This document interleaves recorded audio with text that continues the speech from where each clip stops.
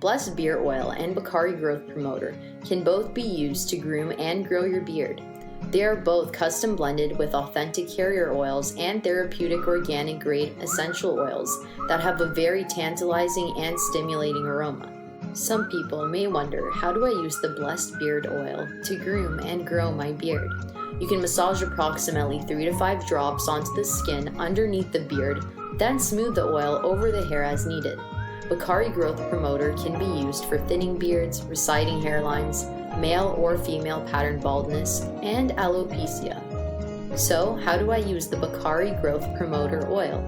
Apply the oil directly onto the thinning spots of your hair. Gently massage the oil throughout the areas of concern.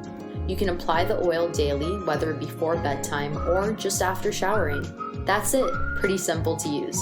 Our custom blended oil smells amazing as they revitalize, stimulate, and nourish your hair. We hope you enjoy using our amazing custom blended oils.